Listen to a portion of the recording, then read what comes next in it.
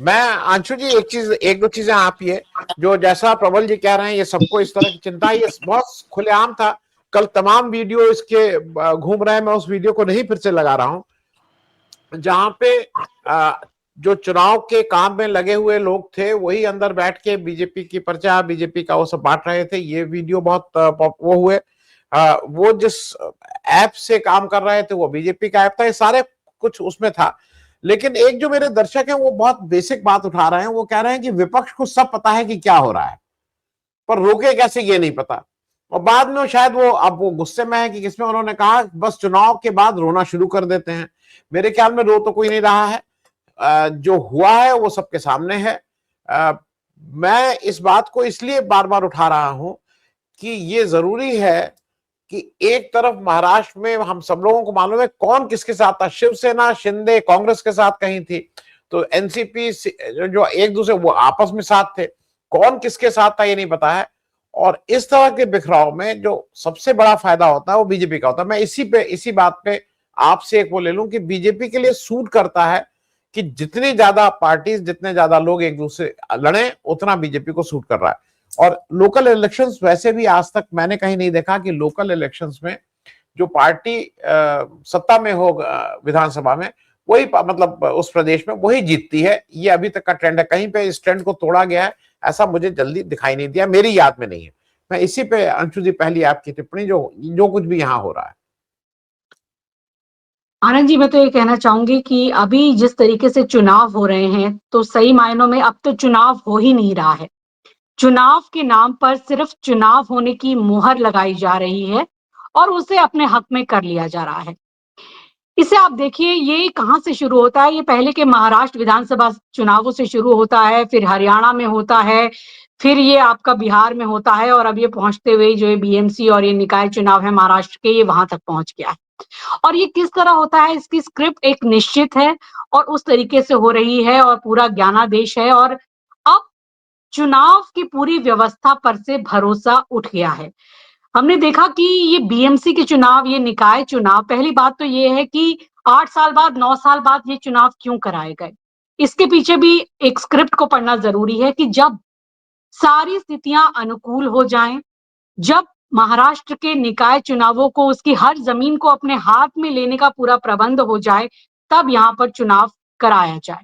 इसमें चूंकि एक बहुत बड़ा स्टेक जो है वो यहाँ पर अदानी का है, और जो मालूम है कि सत्ता समीकरण किसके साथ मिली हुई है। और बीएमसी तो सभी को पता है कि देश के सबसे धनी निकाय है, उसका बजट 75,000 करोड़ का है, सबसे ज्यादा पैसा। और सिर्फ इतना ही नहीं, जितने प्रोजेक्ट्स हैं, जितनी सारी चीजें हैं, वो मुंबई और महाराष्ट्र में हो रही हैं। और वो किसके पास है? राज ठाकरे ने तो कुछ दिन पहले दिखाया ही था कि किस तरह से पूरे महाराष्ट्र को, पूरी मुंबई को और पूरे देश में अडानी का ही कब्जा दे दिया गया है, धीरे धीरे करके एक नक्शे से वो बताया गया था। तो ये इतने सारे जो एसेट्स हैं, इतना सारा जो वहां पर कंस्ट्रक्शंस है, बिजनेस है, पैसा है, ये सब उसको बचाने की कवायद थी कि निकाय चुनाव को एक निकाय चुनाव नहीं रहने दिया गया, इसको राष्ट्रीय स्तर का चुनाव बना दिया गया। और यहाँ पे मुद्दे क्या थे? मुद्दे भी वही विभाजनकारी और बांटने वाले मुद्दे थे। यहाँ पर लोकल लेवल के कोई मुद्दे नहीं थे। आज हम ये कहें कि दो शिवसेना और ये दो एनसीपी, ये सब अब कुछ मायने नहीं रखता है, क्योंकि हम देख रहे हैं कि ये खुलेआम कैसे चीजें हो रही हैं। जो शाई लगाई गई वो कैसे मिट रही है। हजारों वोटर्स का नाम जो था वो लिस्ट से गायब है। वो उनको नेट पे तो दिख रहा है, लेकिन जब वोट करने जा रहे हैं वो वहां पर नहीं है। और हैरानी हैरत की बात ये है कि इतने सारे वोटर्स में से, इतने लोगों में से, जो बीजेपी के कोई वोटर्स हैं वो कहीं पर भी परेशान नहीं है, उनका नाम कहीं नहीं कट रहा है, उनको कोई दिक्कत नहीं हो रही है। लेकिन ऑपोजिशन के जो सारे वोटर्स हैं, उनके नाम काटे जा रहे हैं, हजारों हजारों की संख्या में नाम काटे जा रहे हैं, और वो वोट नहीं दे पा रहे, परेशान हो रहे। ये जनता भी अब समझ गई है कि ये वोट चोरी से हो रहा है। और अब तो बात यहां तक आ गई है, जो बहुत सारी बातें हो रही थी कि क्या वो वक्त आ गया है कि अब चुनाव का बहिष्कार कर दिया जाए, क्योंकि एक ट्रांसपेरेंसी या चुनाव जो होता था उसे हर तरीके से खत्म कर दिया गया है। क्यों 15-15 हजार रुपए बांटने पड़े और उसके बाद चुनाव आयोग कहीं नहीं देख रहा? शुरुआत तो तभी हो गई थी कि जब जो 69 कैंडिडेट्स थे वो अनअपोज्ड जीत जाते हैं। कैसे जीत जाते हैं? इतना बड़ी संख्या में आपने पैसा यहाँ कैसे झोंक दिया? धारावी में अब क्या होना है सबको मालूम है। आपको मालूम ही होगा कि इतना मैनग्रोव है यहाँ पर महाराष्ट्र में और ये पूरे मुंबई के इलाके में। अब कोस्टल रोड को बढ़ाने के लिए हाईकोर्ट ने फैसला दिया था कि वो भी आप ले सकते हैं।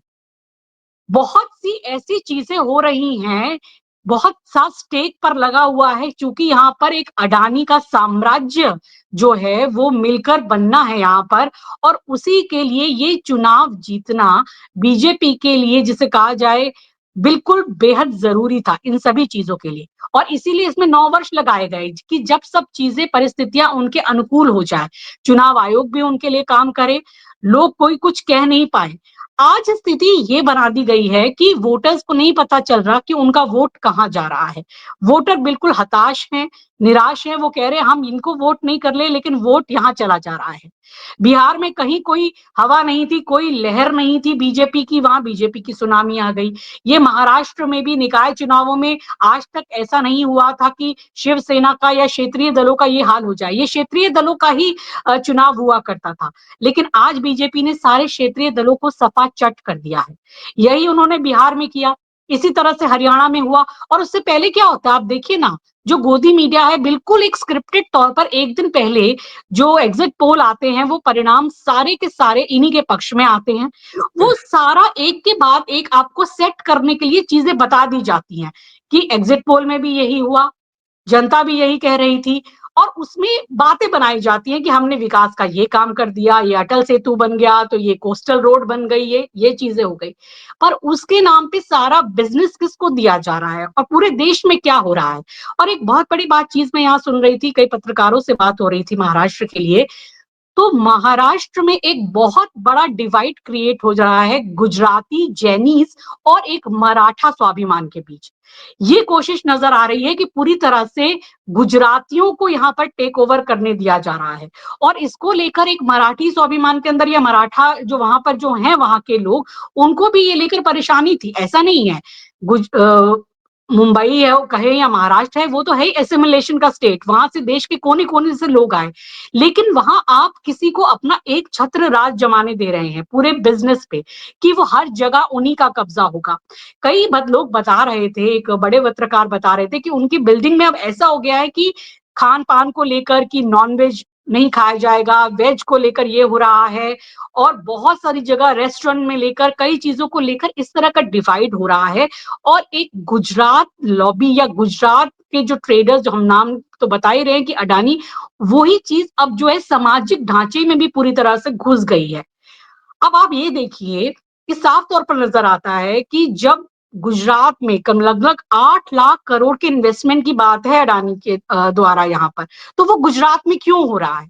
और बिहार में आते हैं आप तो आपसे 400-500 करोड़ रुपए यहाँ पर नहीं दिए जाते, पैकेज की मांग करते हैं वो आपसे नहीं दिया जाता है।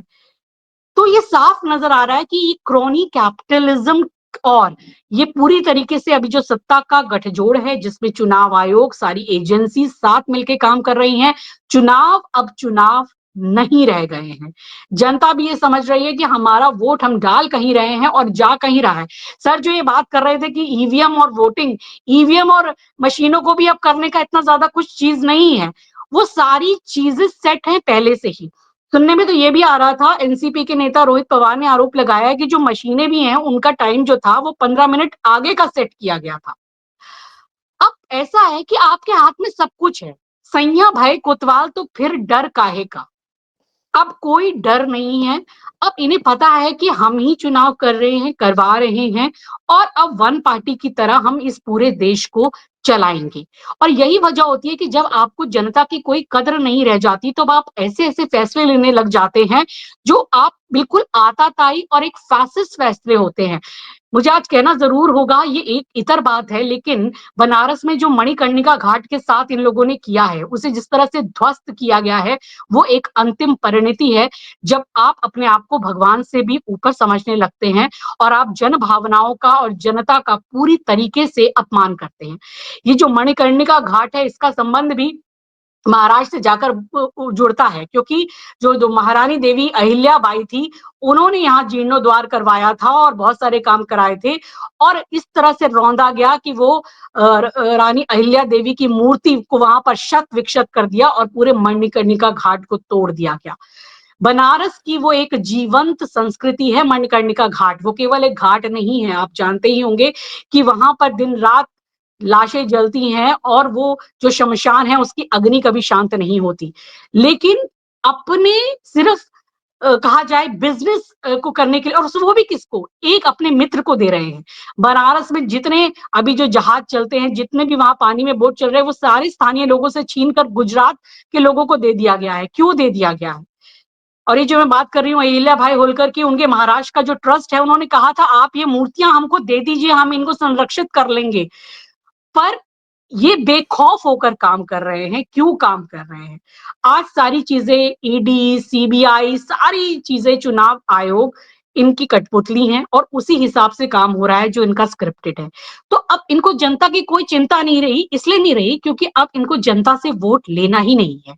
सारी चीजें सेटल हो चुकी हैं, सेट हो चुकी हैं और हम धीरे-धीरे बनाना रिपब्लिक की ओर बढ़ रहे हैं।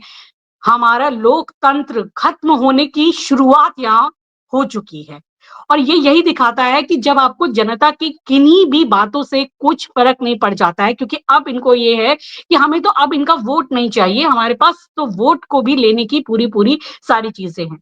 राहुल गांधी ने तो कह ही दिया था ये कि जिस तरह से शाही मिट रही थी, उन्होंने कहा ये वोट चोरी हो रही है और ये वोट चोरी अभी से नहीं, 2024 से ये वोट चोरी हुई है। आज जो सरकार बनी बैठी है उसके पास क्या ऑथेंटिसिटी है, क्या प्रामाणिकता है कि वो वोट चोरी की सरकार नहीं है? जब हम एक वोट चोरी की सरकार के तले हैं, हमारी जो डेमोक्रेसी है, मतलब डेमोक्रेसी का ट्रायल हो रहा है यहाँ, मतलब पूरी तरीके से उसे कत्ल किया जा रहा है। तो वो हम देख रहे हैं कि अब स्थिति ये आ गई है कि अब ये बात ऑपोजिशंस की भी चीजों से निकल के जनता को ये सोचने समझने की बात आ गई है कि अगर हमारा एक ही लोकतांत्रिक अधिकार है, वोट का अधिकार, जिसके भरोसे ही हम अपने सभी अधिकारों के लिए लड़ते हैं, आज हमको लाइनों में खड़ा कराया जा रहा है, एसआईआर कराया जा रहा है, हमारी नागरिकता पे सवाल उठ रहे हैं और ये एक छोटे-छोटे कहा जाए कि एक नगर पालिका चुनाव है ये, जिसके लिए कभी इस तरीके से चीजें नहीं हुई थी। लेकिन यहाँ चूंकि पैसा इन्वॉल्व है, बिजनेस इन्वॉल्व है, आपको सारी सारी जमीनों को लेना है, आपको सब चीज में ऑक्यूपाई करना है और जो गुजराती आपके मित्र हैं, उनको आपको हर जगह उनके बिजनेस इंटरेस्ट को कहीं कोई परेशानी नहीं होनी चाहिए, ये आपको पूरी तरीके से देखना है। तो वो उसी के जी तहत काम हो रहा है। अब जनता को ये समझना है, ऑपोजिशन को ये समझना है कि अब उनको आगे के चुनावों में कैसे जाना है। ममता जी बनर्जी बहुत एक लड़ाई लड़ रही हैं, लेकिन क्या वो ये लड़ाई किस हद तक लड़ पाती हैं? क्योंकि जब सारी चीज़ें आपके पास हैं, तो कोई बड़ी बात नहीं है कि पश्चिम बंगाल में क्या होगा, ये जो स्क्रिप्ट है, जो सब चल रही है, वैसे ही चलेगी कि आपका पहले ईडी जाएगी, सीबीआई जाएगी, आपके चुनाव आयोग वहाँ पर सारी चीज़ों को करेंगे, एसआईआर से आपके नाम काटे जाएँगे, वोटर्स को हटाया जाएगा, ऑपोजिशन के सारे वोटर्स को हटाया जाएगा। ये तो आप स्याही देखिए, मतलब कुछ चुनाव आयोग को कोई मतलब ही नहीं है। पैसा बँट रहा है तो खुलेआम बँट रहा है। बिहार में भी यही हुआ, आपने पैसा बाँट दिया वहाँ पर पूरा महिलाओं को, अब तो वापस भी माँग रहे हैं। कोई कुछ नहीं पूछ रहा है, क्या ये बनाना रिपब्लिक नहीं है? ये क्या हो रहा है? जी किस जी अधिकार के लिए कहाँ जाएँ? कोर्ट में भी जाते हैं तो वहाँ चीज़ें बहुत गोलमोल चल रही हैं। तो मैं जी कहूँगी कि ये जो चुनाव है, अब हम ये बात करें आनंद जी कि वो उसके साथ चला गया, शिवसेना का क्या हो गया, इस मुद्दे में क्या हो गया, कौन किसके साथ मिल गया? These are all useless talks. अब इनका कोई अर्थ नहीं रह गया है क्योंकि हमारा वोट, हमारे अधिकार, सब कुछ उनके नियंत्रण में चला गया है। चोरी हो रही है अब। अब सोचना है आगे की स्ट्रैटेजी क्या होगी? क्या हमें अब अगले चुनावों में कैसे जाना है? जनता को क्या करना है? और ऑपोजिशन को क्या करना है? क्या वो समय आ गया है इलेक्शन का, क्या बहिष्कार किया जाए? या फिर जब तक ये स्थिति नहीं बदलती है, चुनाव आयोग कि अगर इसको आमूल-चूल परिवर्तन नहीं होता है, ट्रांसपेरेंसी के लिए पूरा काम नहीं होता, बदलाव नहीं होता, क्या तब तक देश में दूसरे चुनाव हों? अब तो ये एक बहस चलनी चाहिए।